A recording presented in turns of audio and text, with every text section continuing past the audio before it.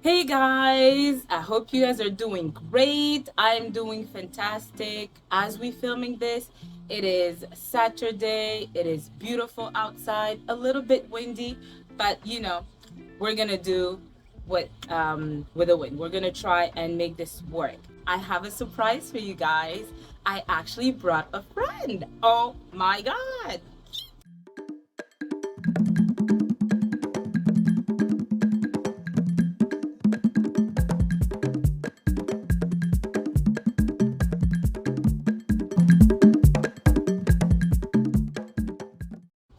All right, guys, as I mentioned, I did say that I was going to bring someone over to do this episode with me because today we're talking about Yellowface. As you know, Yellowface is very popular on Book Talk, on BookTube as well. So I had to do this and I brought a friend. Ta-da! All right, so this is my friend and neighbor Tess, and she is in the book club with me. We actually started a book club, guys, together. So yeah, I'm gonna let her introduce herself before we get into it. Hi, I'm Tess. I'm Romi's neighbor and friend, and I started to read a little while ago, but this woman got me really into reading because of her fantastic book recommendations. So she brought me this lovely book, Yellowface, which we'll get into in a second. Yeah, so, but it was good. All right, well, there you have it, guys. So we're just gonna install ourselves and then we're gonna get into it, talk more about Yellowface. All right, guys, now we are sitting down and we're gonna talk about Yellowface. We're just gonna talk like we're having a conversation, but we've also prepared some topics so that we actually have a guideline, so that we're not all over the place. So just to give you a little bit of an overview of what Yellowface is about, it's essentially about it's in the publishing world, and we have June. June she's 27 and she's Caucasian, she's white. And then we also have Athena, who's Asian, and they're friends. June's friend, yeah. Yeah, she's best friends. Sort of. Frenemies. Yes, frenemies. But then we will actually discover more of Athena's character, because in the beginning we seem to think that they do have a legitimate friendship in the book, right? And Athena invites June over at her place, as friends do, obviously, and then something happens along. By the way, guys, it's gonna have spoilers, so just letting you know already. So Athena invites June over. They decide to bake. They're hanging out. They're baking. It's in June's perspective, it's their first really good experience where they're hanging out like real friends. She felt like before it was all just sympathy friendship. Exactly. Where now she feels like, okay, we're actually hanging out like two regular people. Yeah, they were baking and having a good time. And something happens. Athena chokes. And dies. She dies. But in the midst of her choking, does June try to help Athena? I think she kind of did. She had a lot of remorse about it afterwards, so I think she actually did. I questioned that too. I was like, did she really? Or was this all premeditated? Exactly. And she was like, excellent. But I think she actually did. I think I would freeze in that moment as well. Like, June kind of freezes a little bit. She tries the Heimlich maneuver, but unsuccessfully. And then she just calls the police and basically watches Athena die. Yeah. But I don't know. I think I could be that person who just freezes in the moment. You never know what person you're going to be until you're in a crisis situation. Yes. And then it's too late. That's true. I believe so. I think June also did. She did try to. She did try to get Athena to unchoke herself, but it didn't happen. And obviously, Athena dies. The police comes, and that's the end of it. But then we discover in the next chapter that June decides to appropriate herself. And she steals we learned 2 manuscripts off of Athena's desk. Yes. That's kind of weird. Like, really, if you had just died in front of me, the furthest thing from my mind would be to steal your work. I'm gonna go through your closet and find some cool things that I want to take home. Especially that we saw that they were friends, right? Yeah. That's what we discussed in the beginning. They were friends. So she decides to steal the manuscripts, and Lord behold, what does she do afterwards? she makes it her own. Exactly. She takes- makes it her own. So after June steals the manuscript, she makes it her own. She becomes very popular and famous. The book is a smashing success. And the rest of the book kind of explores the consequences, both socially and personally, of June, stealing this book, making it her own, and what the backlash is With social media, and the publishing world as well. And we also get a view into her own personal struggle with it, the guilt, the lack of guilt. yes, the lack of guilt at some point, the guilt, and just the whole waves of emotions that she goes through while accepting the consequence of what she did. And I want to just read you a little snippet of the book. Just wait for it. But before we get into more of it, let's just talk a little bit about the manuscript itself that she stole, because at some point we discovered that June does do a lot of changes to the book. And as I said, I wanted to read you a little excerpt of it. So talking about the book, which is called The Last Front, that's the title of the book that she decided to appropriate herself. And she says here, we also softened some of the white characters. No, it's not as bad as you think. Athena's original text is almost embarrassingly biased. The French and British soldiers are cartoonishly racist. I guess she's trying to make a point about discrimination within the Allied front, but these scenes are so say that for me. Yeah. That they defy belief. It throws the reader out of the story. Instead, we switch one of the white bullies to a Chinese character and one of the more vocal Chinese laborers to a sympathetic white farmer. Now, I want to talk a little bit about that, in the sense that she took this manuscript. It was supposed to be about Chinese laborers, and the French and British, we know that their purpose was not to be nice. They took these Chinese people to bring them on the front to, to fight or something like that. To be part of their, their war efforts. Exactly, but Athena decides to make these French people more appealing because of the... June decides to make these characters a bit more appealing to her readers, because she knows that most of them are white and all of that. And instead of making the, in this story, the white people seem terrible, she changed a little bit as to soften the character. And I think it wasn't just June, it was also her editor. Yeah. At this point that you just read, it was her editor who started to have a little bit of feedback for it. And I think the editor was probably looking through a lens of, we need to have commercial success, and we need to appeal to a broad base of people and make it as likable as possible. I don't know that June was editing it that much beforehand. She certainly contributed a lot. Yeah. She got really into a writer's flow when she was writing, filling in the blanks. I think Athena kind of had a skeleton plan and she really filled it in. But I don't know how much changing she did. I can't remember if she did that much editing to the characters herself. I think it started to be from when the editor stepped in. Yeah, that is true. Yeah. That is a good point.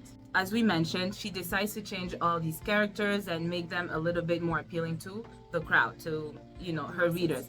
And as the book becomes more popular, and we discover that she is now being asked to go to all these meetings to talk a little bit more about the books. The Last Front. Why did she decide to take on such a project? Book tour. Also, she decides to go on a book tour. And why did she decide to go with such a subject, being the fact that she's not Asian herself, right? And I want to read you again another excerpt. At one of those meetings, someone asked her exactly the question, why did you decide to take the subject? She says, I took a course on East Asian history at Yale. And I think she expanded more at some point in the book, where she says she doesn't feel that just because you are Asian or not Asian, that you can talk about a particular subject. Like, she believed that anyone can talk about the subject as long as they do enough research and they're very dedicated and they portray the story the way it was, the way it was. Right. Yeah. Want to add something to it? I think June knows enough to feel confident about writing about such a subject, but it's very clear to the Asian community and to us as the reader that she doesn't have any personal insight into the struggle of the characters, into the struggle of her readers. And I think that's kind of where the pushback starts to happen. I don't know that it would have been such a reception. Like, she gets kind of a mixed reception when it's launched. I don't know that it would have been such a pushback if she had actually empathized with the characters and gone into it. She does a good job, like she says, of doing the research of, like, she really goes into the history of the war. Exactly. But I don't know that there's any like personal feeling to it, and maybe that's what's sticking out. That's why a lot of her social media followers are actually not happy about it. There's a lot of backlash, like the name calling were horrible. Like, I mean, at some point, let's also go back to Athena, because throughout the book, she also goes back to Athena and her relationship. And that's where we discover a little bit more of Athena's character. Because Athena is not all that great and fantastic. Like, at some point... yeah, she's no saint. Because at some point, we discover that Athena is also a thief. We'll talk about that a bit later on. But I want to say something. As the whole story progresses, we see that June decides to also pay it forward. She says here at some point, I do pay things forward. I'm not lying when I say I want to make a positive contribution to the Asian community. I make a check out to the Asian American Writers Collective.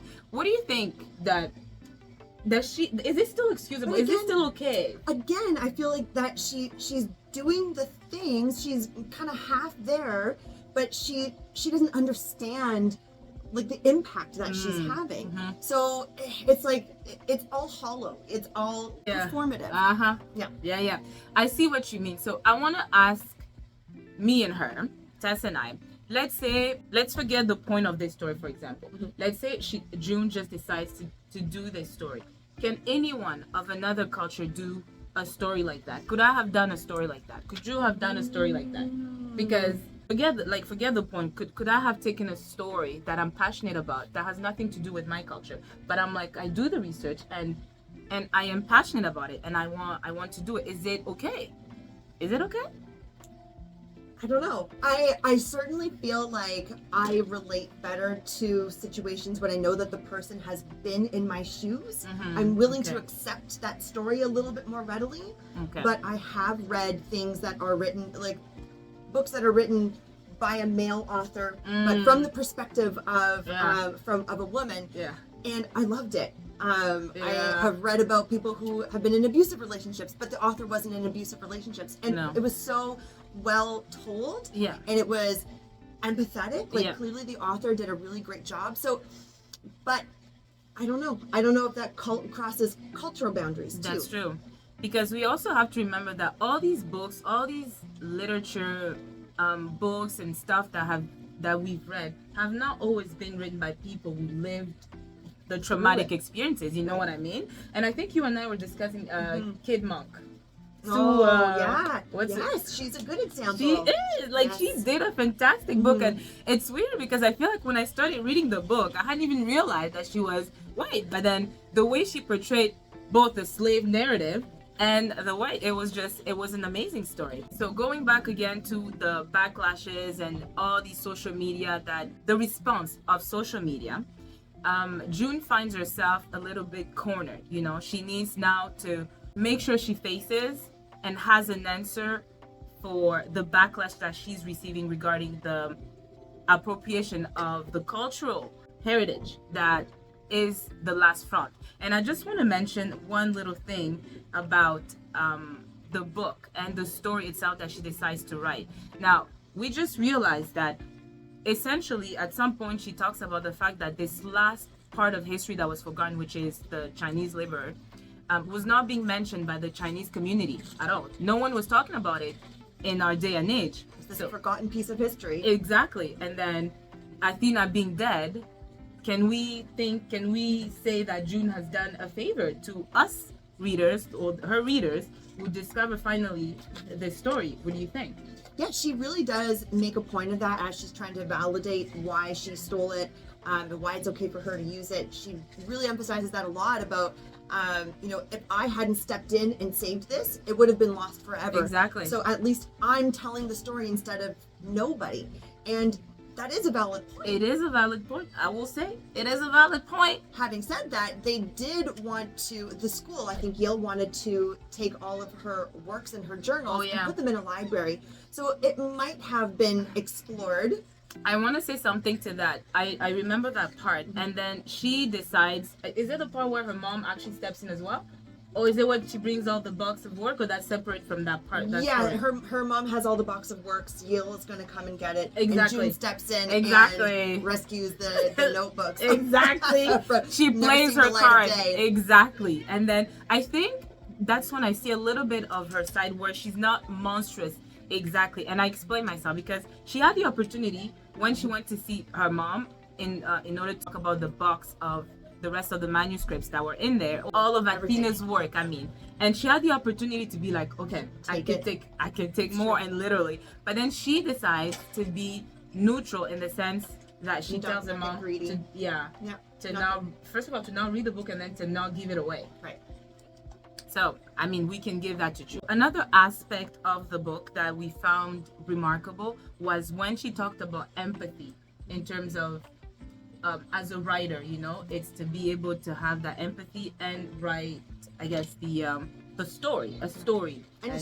any story. So I found it interesting that at one point she goes into a little monologue about how writing is an exercise in empathy, when I actually found that she lacked empathy for the Chinese characters, and that's what was so difficult about her book.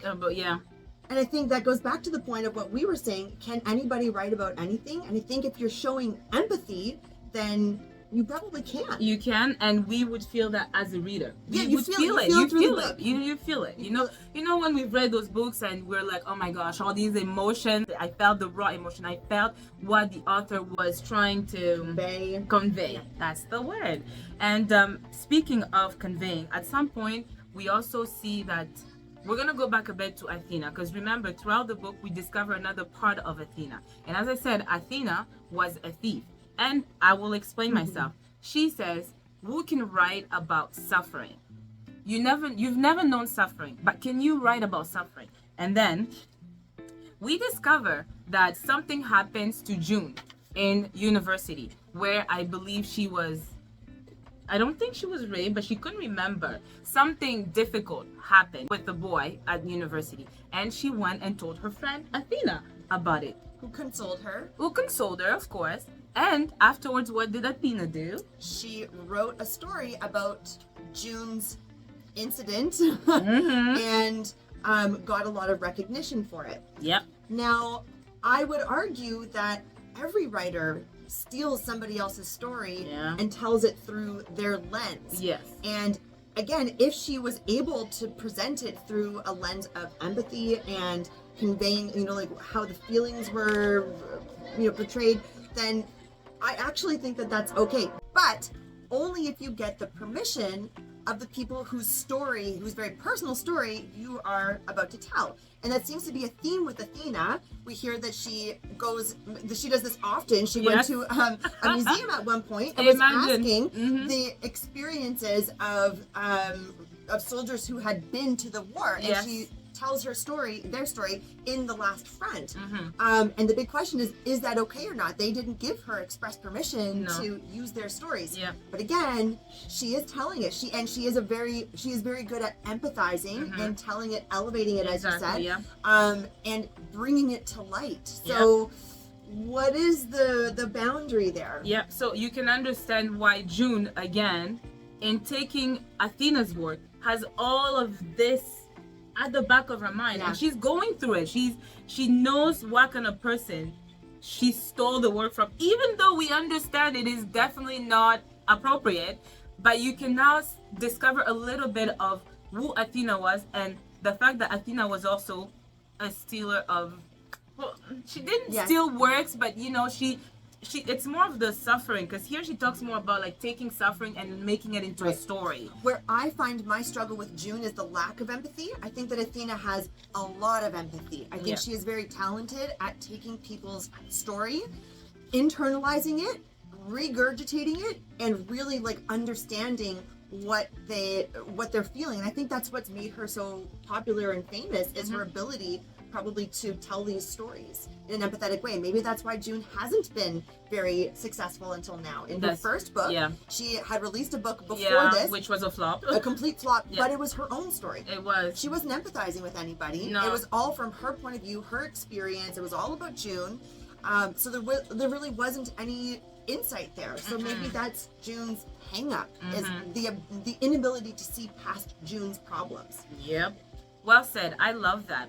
And another aspect, guys, please keep up with us, because we have there's a lot to break down in this book. You know, I think it was a first for me to discover a book like that. I've been reading a lot, and this one, I think that's the reason why it's very popular, because we live in a day and age where a lot of things are brought to light, such as, you know, cultural appropriation, and that seems to be quite a thing these days, cultural appropriation, you know. So this book, I think that's why it's very popular. And talking about popularity, June decides to have her name, instead of June Hayward, she calls herself June. She decides to have the alias, the pen name, the pen name, June Song. And Juniper. Her name is Juniper. She goes by June Song. June Song. Yeah. And then I want to just read you something here. She says, "I've never pretended to be Chinese. I have noticed that people often operate in a gray area with me, where they might think I'm Chinese but don't want to presume or ask me to clarify.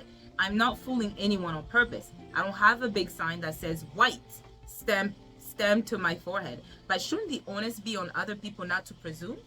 Isn't it racist, in a sense, to assume my race based on my last name?" What did you think of that? Like, the fact that she turned it over that way, you know? I think that is rationalizing the way that white people have always tried to rationalize stuff. I find that very interesting, because it is her name, though. That's her middle name. Like, for example, my name, I say my name is Chilanda. That's my middle name. So do you think it was done purposely because of the fact that she was writing an Asian story? But then she does say here, you shouldn't assume because and that's her real name, that I'm Asian, though. Like, I shouldn't also be walking with, says way, like, you can tell. You can tell. That's what she's saying essentially here. In this day and age, that's something we hear often, is do your own research. Yeah. Go and find out. That's but true. Really, like, how would you know to look for something unless you got pointed in the right direction? So it is misleading, because why would somebody assume that she's anything else but Chinese? That's true. So, especially the name itself being popular with the Asian culture. Yeah.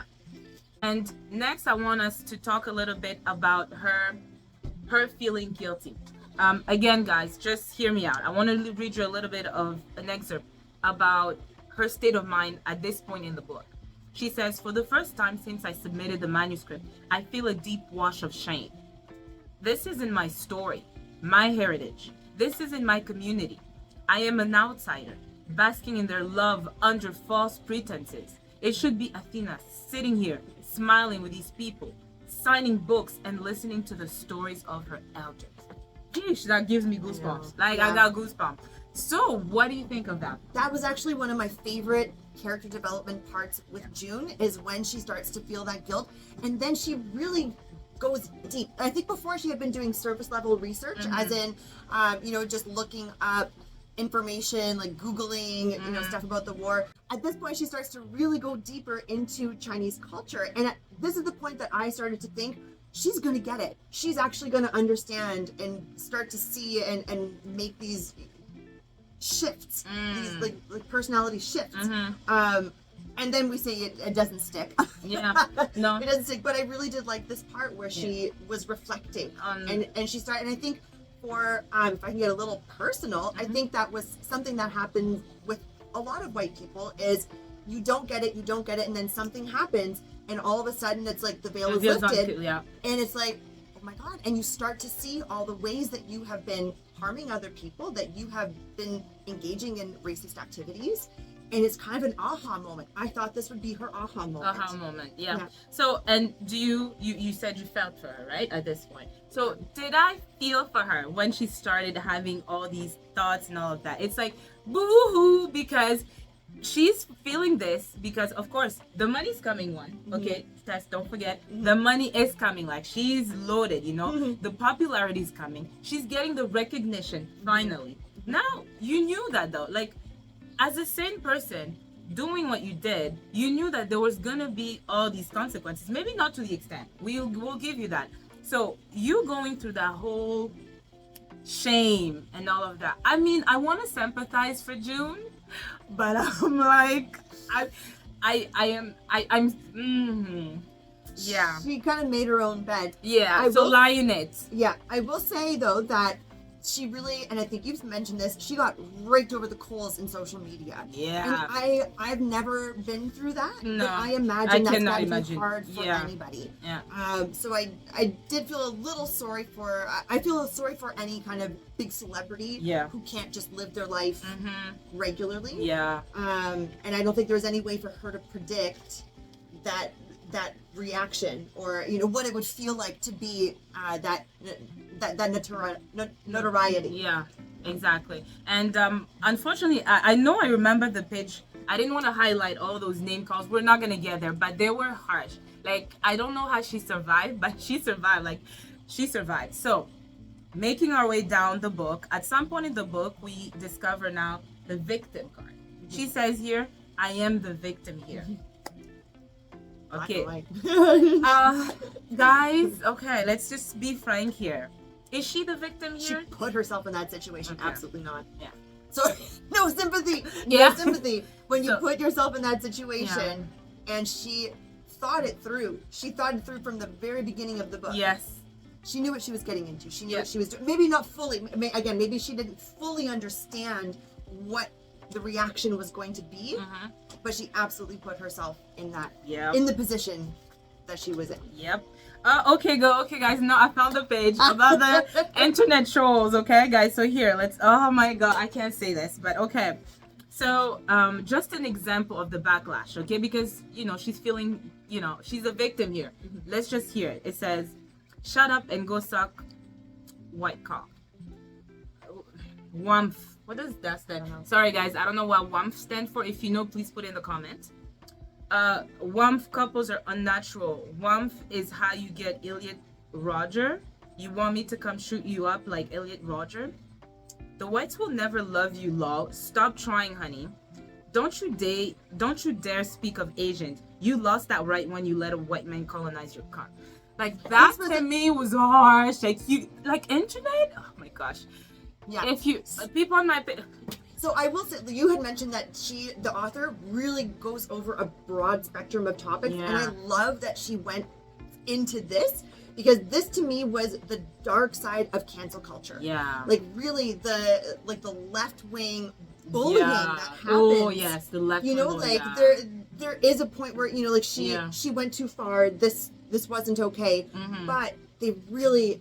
It was too much. You know what I mean? Yeah. And then I think you can find anything bad about anybody that you look up. You know what I mean? So I think they kind of went a little bit too far at certain points, and you just start looking for things to validate your hate for somebody. Exactly. And I really, really like that the author went into all that and showed it. She did a great job. Like, this is why, guys, I felt the need to speak not only with Tess, but also to really break it down, every aspect of this book. In the same subject about internet trolls, we also discovered that Athena herself was also, the internet didn't also like Athena that much, you know? At some point here, we discovered that she was a champagne socialist at best. Athena lied about her family history to make it seem more tragic than it was. For convenience, for claims, for authenticity, for attention. Athena, like Maxine Hong Kingston, always presented the worst of Chinese history and culture to milk sympathy from her white audience. Athena was a race traitor. What do you think of that? She said from a white audience. So I think that must have been a tricky position for Athena to be in as well, where you're trying to write from your own experience, from your family, and then you're having to, again, appeal to the masses. Yeah. And so she embellished her own maybe history. she embellished, exactly. Mm-hmm. Yeah. Mm. Yeah, I could see being sucked into that and kind of putting away your Oh, you know what? I have something to say about that. I'm glad you mentioned that, but we're gonna talk about that at the end because we're gonna talk soon about Candace, because the part with Candace is important to actually accentuate what you're saying, because the reason why Athena continued to embellish the story and milk her story to appeal to the white audience was because the white audience had made her, Candace says, like they had made the brand. She was the Chinese brand and the all poster of girl. Yeah, the poster girl, and then they worked on that, so she couldn't even move away from that anymore. So that's why, like, we discovered that later, but that's why. So she got pigeonholed. Yes, exactly. Yeah. And just to emphasize again what the internet trolls thought about Athena a little bit, just to read you a little bit here, it says, now Athena is a pretentious snob and maybe racist. No one can really make up their minds on that one. A definite Han Chinese supremacist. Woo! Now that's hard. Fighting words. Yeah. And a thief in her own right for her representations of Korean and Vietnamese characters. Athena is the liar, the hypocrite. Athena Lu is posthumously cancelled. Wow, like that's mean, yo. That's mean. But just to show you that at first when we started this book, we were like, oh, how outrageous, like stealing from Athena as your friend, But come to discover that, you know what, I'm starting to be like, maybe this could have been a payback on the part of June. Right. But even though Athena is not as innocent as we presumably thought of her at the beginning. The word sellout comes to mind. Yeah, I can see that. Yeah, I can see that. Where she's embellishing and she's taking these stories for the sake and selling them to a lot of white people for the sake of getting famous and rich. Exactly. But again, stories are there to be told though. Like we cannot not tell these stories. So maybe, like, what would she have done? Like going to the museum basically and discovering, should she have talked to the soldiers and be like, I want to write a story. Can I write about this? Or could she just have gone to the museum like she did and write a story? Like, what's so horrible about it? Like, I'm trying to wrap my mind about all these books now. Now I'm starting to question all these books. All the books I've read. Like, I know how. Is this okay? What is the process? Like, what is the process? Someone tell me, you know? It would be so fascinating to talk to a writer. Writer, yeah. Like R.F. Kuang. What is your process? Because now that we're talking about like June being white and writing about Asian, but she's Asian writing about white. Right, R.F. Kuang? What we gonna say about you? But yeah. So obviously we talked about how Athena's going to that whole guilt trip. We talk about how Athena's not innocent. And then, you know what? Do you think after all of this, June has learned her lesson? Like, she's feeling felt so miserable. guilty. You know what I mean? Like, she's hiding under the cover. She doesn't want to face the world. No. That's not what happens. What does she go and do? She needs to write another book. Yes, and what does she do? She has writer's block because she's uninspired. Yes. She doesn't know what to do next. She probably wants the next book to be a big success as well. Yep. And so she digs into her little box of stolen manuscripts. Exactly. And takes an excerpt, word for word, from Athena's notebooks. And that, I guess, gets the juices flowing for June, and then she writes the rest of the book on her own. The rest is hers. Her relationship with her mom, based on her relationship a bit about her mom. The reason why it's named Mother Witch, you know? And I want to say here, this is how she gets us, the reader, to feel about her next move. She says, I don't know how to explain what happens next. It's like the story was already in my heart, waiting to be told, and Athena's voice is the spell to draw it out. Suddenly, my writer's block dissipates, and the unlocked gates to my imagination swings wide open. Listen, I've been in that position before where let's say I'm creating content for Instagram, and I don't know what to do. I gotta do something, but I don't know. And then I see somebody post a reel, a story, and boom, it unlocks all kinds of things. Like, it just gets the juices flowing. But you should still give credit to the person who inspired you. And I think that's the problem for me with June again, is just like there was no credit, or even with Athena, is not giving credit where credit was due. That's true. Yeah. That's true. But I do understand that block and then release once you see the one thing, and then you're off. Yeah. But she did plagiarize. Yeah, she did. And she again got the backlash from the internet. And this time, the internet was unforgiving because at some point now, we come to a point where she starts to see Athena everywhere. Like at some point, she thinks, she's seen Athena's ghost. So I thought it had some like paranormal element to it, but come to find out, not really. But it was just her imagination running wild because of all the guilt and anxiety she was feeling due to the work, due to the actions she had taken. At some point, we have a conversation. Like June meets up with Athena's mother. And Athena's mother has heard everything that's going on the internet. She's not immune to it. So I guess to have a little bit, to have peace, with what's going on, she decides to go see June. And this is the part where Tess and I are going, like we talked about it, where we can finally see June's sincerity in like, you know what? I am ashamed. I feel guilty for what I've done. I'm at least going to come out clean to the person's mother for whom I've stolen the work. But hell no. That's not what she does. No. I was rooting for June. This was one of those moments where it was like, she's gone through this this grief process. She's, transforming. This was the butterfly emerging from the cocoon moment. Mm-hmm. I was really rooting for her, and she didn't. It was like, she sealed her fate then, okay? Yeah. So again, that was the do or die moment. Exactly. Yeah. That's why I was like, I had moments in this book where I needed to feel sympathy for June, but again, when I would go to this, I'm like, no, June, no. Like, no. There were a couple of points in the book where she had a choice, and she's grappling with the decision, and you can see the internal like struggle that she's having. But time and time again, she chooses to go down this path of plagiarism and lies. Yes, and I have to be honest with you guys. I do not want to take away the credit from June, because. We have to admit, it was raw. Like, she worked hard. Like, she actually did legitimate research. She put it together. She brought all these publishing. Like, she did a lot of work. Like, we know that she's talented, but all we are blaming her for is the way she went about it. Yeah. It's the way she went about it. And also, the ultimate decision to not come clean. That's it. Because at some point, she could have been like, it was raw material, and I have the raw material.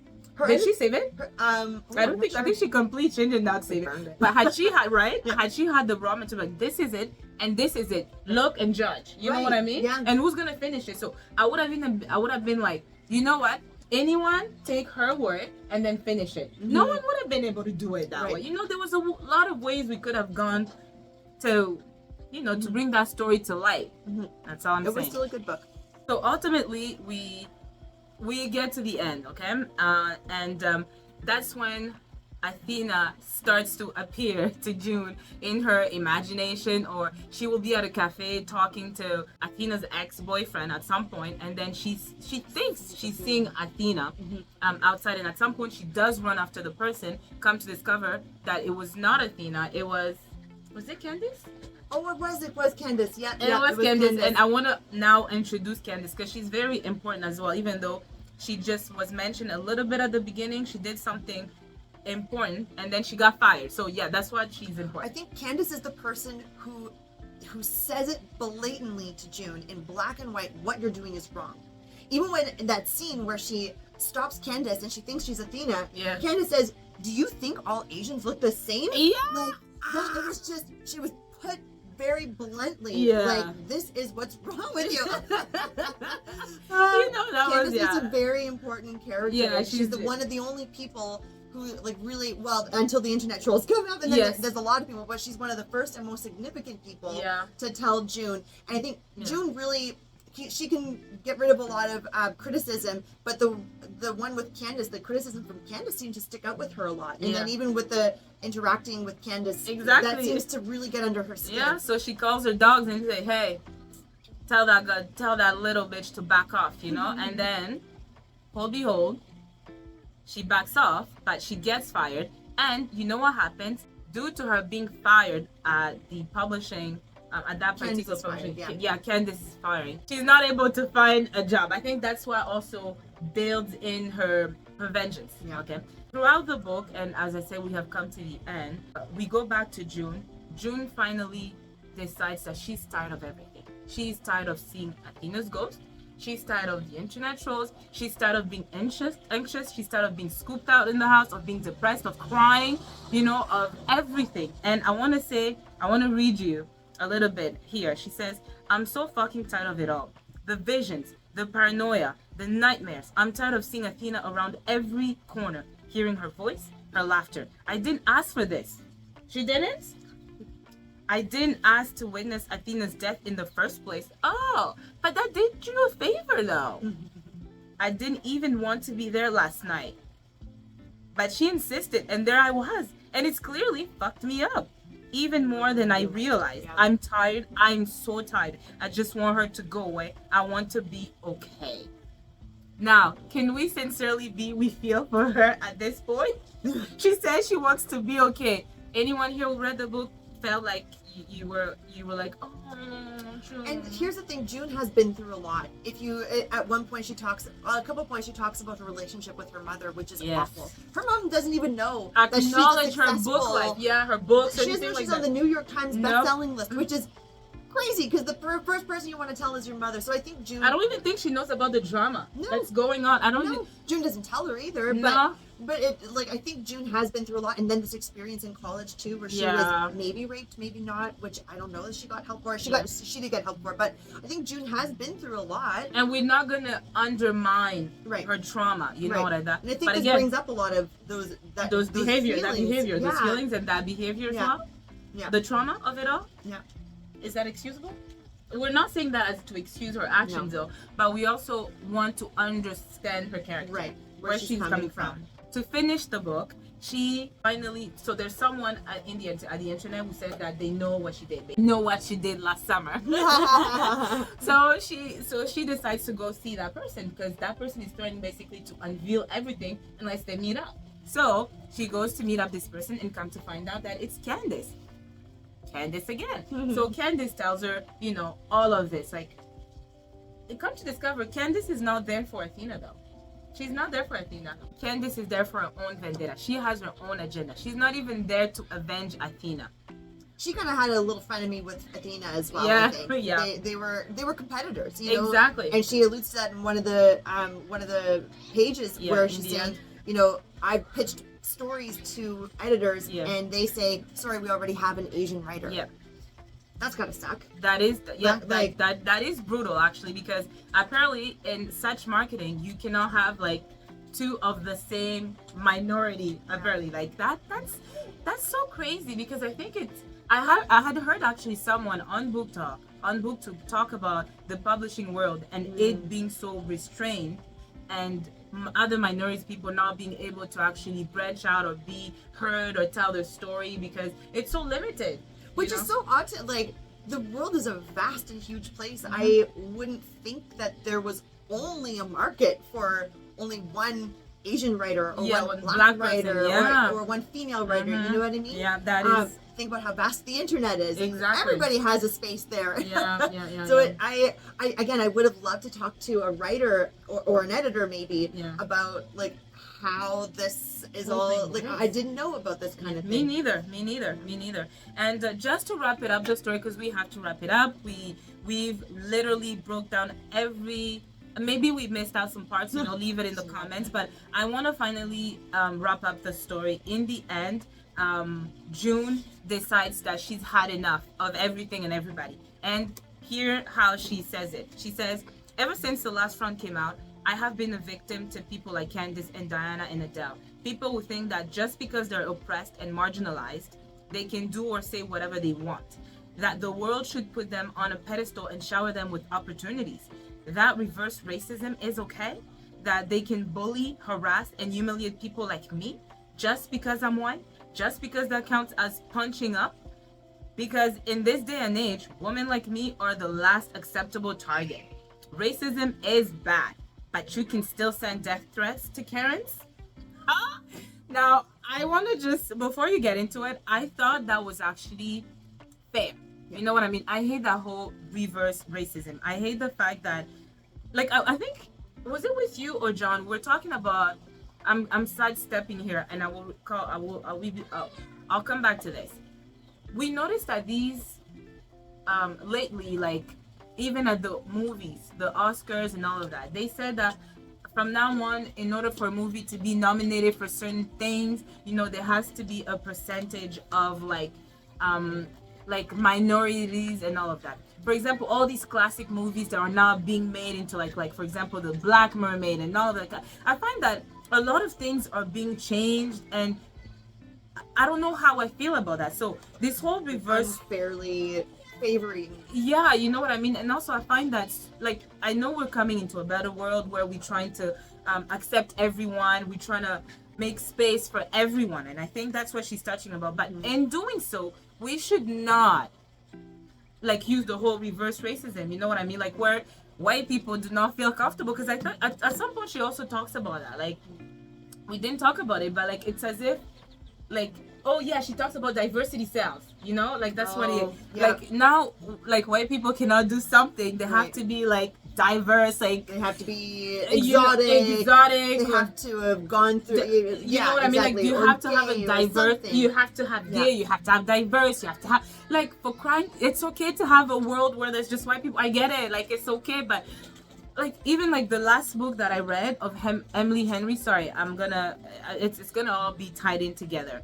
Happy Place, I talked about it in my previous video, but Happy Place, it's a white author and she talks about this black character, and the way she designed the whole black character, I already said my view about it. It was like, it's okay, I would have been okay, me personally, I would have been okay with her just writing about white characters. I all my books are diverse, you know, but I'm okay with the white character just writing about white characters if she feels comfortable, you know. I feel like she added her because she needed to now appeal to the diverse, now that I'm finding out, to the diverse, you know, readers that are out there. It's okay to be representative, but now I feel like it's going too much, like where white people don't even feel comfortable, y'all. Like that's weird. I think, like, again, I love that the author goes into and explores the different components and the different viewpoints of this problem or of an issue. You know, she's seeing it from the minority perspective. She's also seeing it from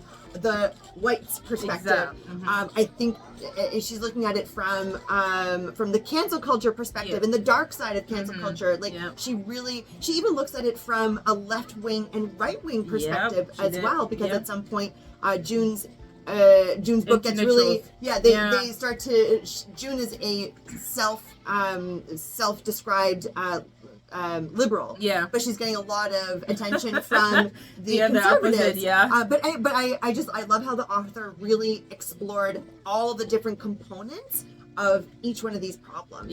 This book was thoroughly well done. Like R.F. Kuang is big. Like she points out all of our bullshit. Yes, but also first of all, I wanted to ask you, did you know that Asians are people of color? Did you know that? She mentioned that at the I highlighted. She said people of color, talking about Asians. I didn't know that. You guys knew that? I didn't know that. Yeah. Is that what? No, that's different. That's something else. Totally different. Conversation about but yeah, I didn't even know. Like, as a black person, I know it's blacks who are usually colored or brown people.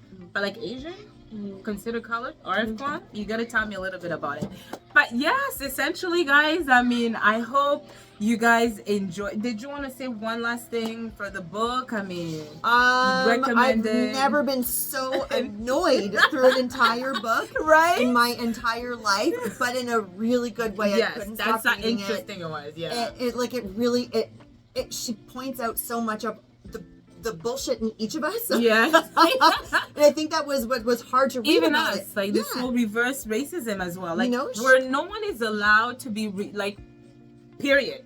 Yeah, no one is allowed to be racist, okay? Including the other side, like Asians or blacks or all of that, you know what I mean? Like, we're not allowed to, because that just doesn't make sense. So I hate that. Sorry, I just like that a lot. It was just really well done.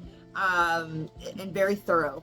So good recommendation. Yes, I am so happy, Tess, that you did this with me. I don't think I would have done a better job by myself, you know. Like, it was beautiful to do this with you, and I hope you'll join me on my other videos, because guys, we have a book club, you know. So yeah, we will be talking more We should do another video after we meet with our book club. Exactly. They're gonna have some juicy insights too. Exactly. So maybe I'll have part 2 of YELLOWFACE.